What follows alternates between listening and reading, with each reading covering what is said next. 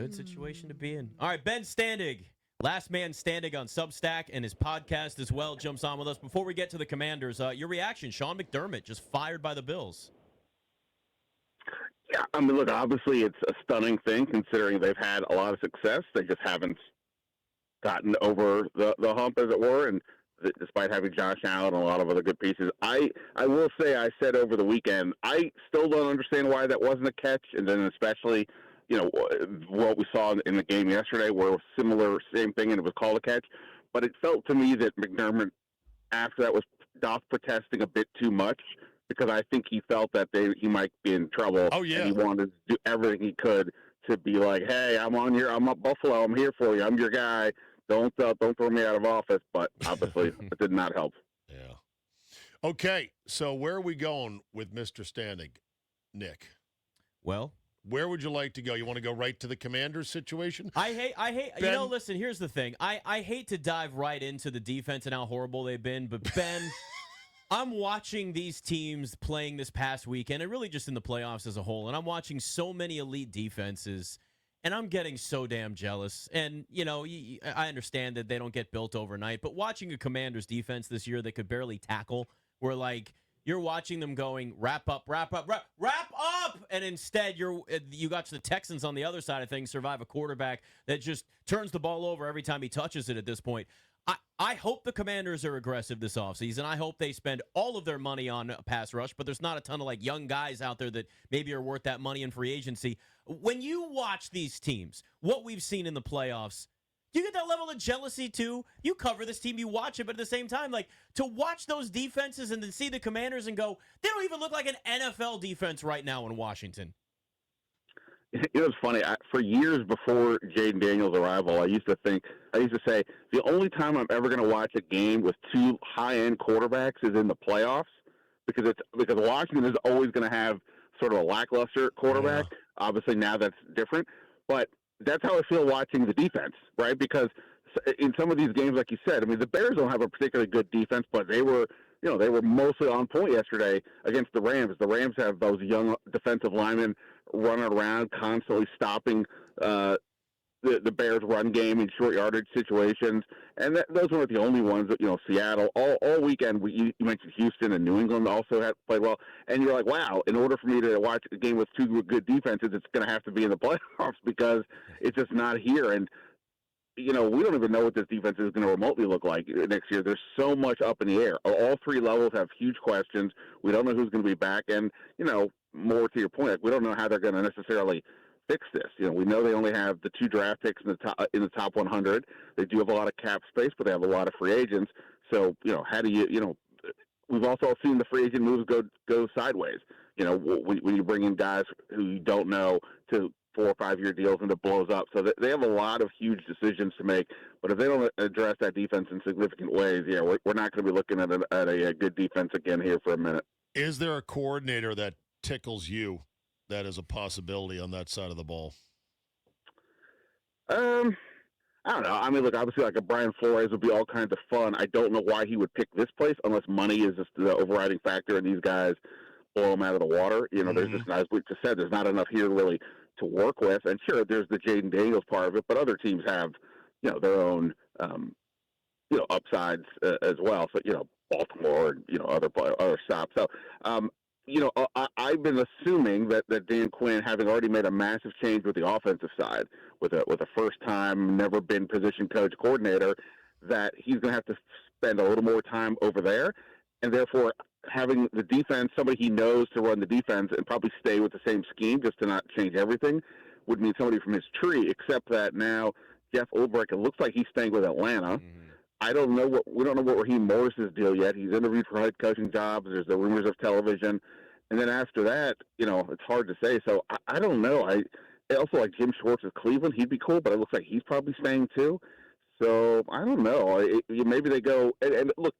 I'm kind of ruling out the first-time coordinators, because is he really going to have two guys who've never done that before? Yeah. I don't know. So it's getting a little wonky, but we'll see.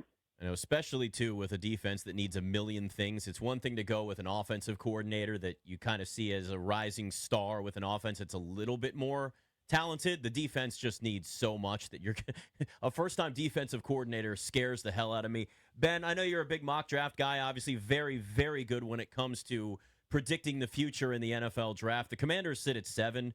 Look, we know edge rusher is a massive it's a huge need for them, and you can never have enough. I would love Ruben Bain to follow them at 7. I doubt that's going to happen given who's in front of them.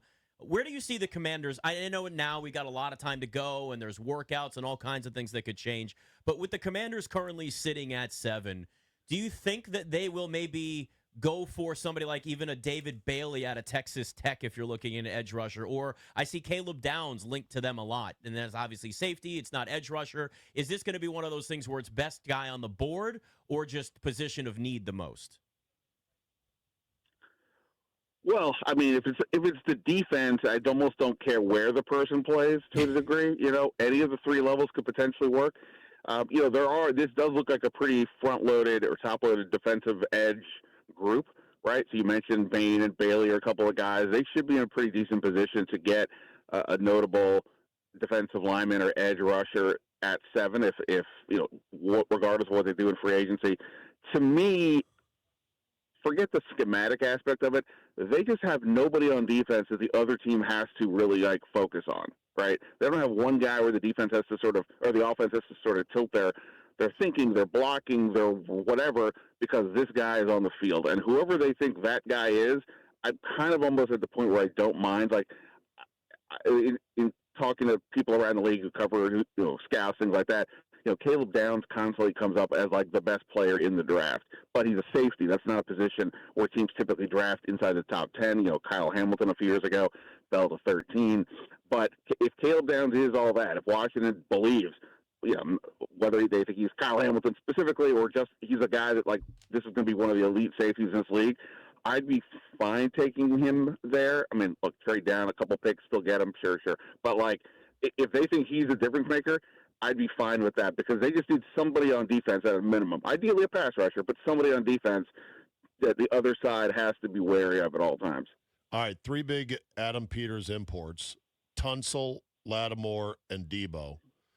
I think one is a for sure yes, one is an easy exit. The other one's 50-50. Tunsil's the guy you go, pay him. I think Lattimore, you go, we're exiting.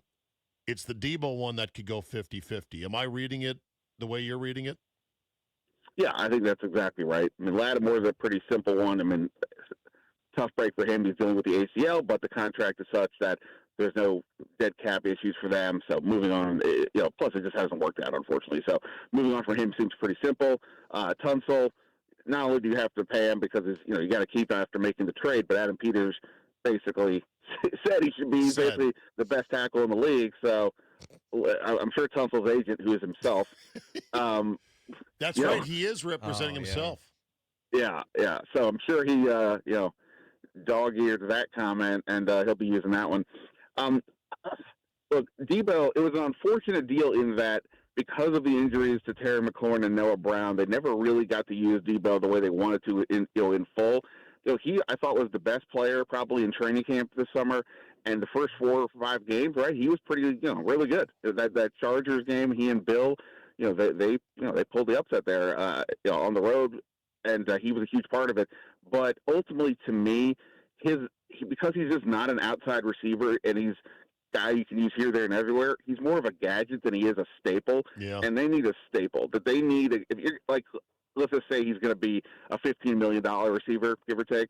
If you're going to, whatever he's going to cost, I'd rather spend that money on an outside guy. And not saying slot is not important, but you do have Jalen Lane. Maybe you can find somebody else. If you want to have them, if you decide you want to have, somehow you find some cheaper young receiver out there in the marketplace, okay, we can have that conversation. Even at 7, it's possible receiver is the pick, but you wouldn't know that at the time you're making the Debo call. So to me, I would go in another direction. But, look, he's a guy that Adam Peters specifically brought in because he knew him. It's not like Debo was bad this year or anything. It's just, like I said, we saw the limit. There's a lot to like about his versatility, but you saw the limitations when when the other guys were out. And I think they have to get someone on the other outside, opposite Terry, to really kind of not only be able to make plays down the field, but it takes some pressure off Terry in the deep part of the offense. My non-expert couch eyes just doesn't see the explosiveness of what was peak Debo. And for peak Debo, I bought all the figurines. I was a complete fanatic. I love the guy. I just don't think he looks quite as slim or dynamic as he once did. So it's tough to put money into that, if you ask me.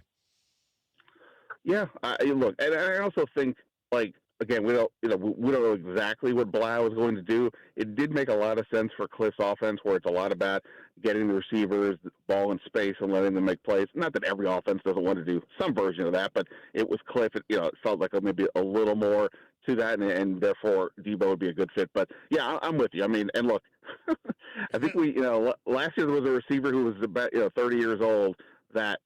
There was this notion that maybe they don't want to pay him a lot of money. Well, I believe Debo turns 30 before the season. So, if we're crossing that Rubicon, maybe that's another reason. We'll find out if Peters has the same militancy for his boy, Debo, that he had for Terry last summer.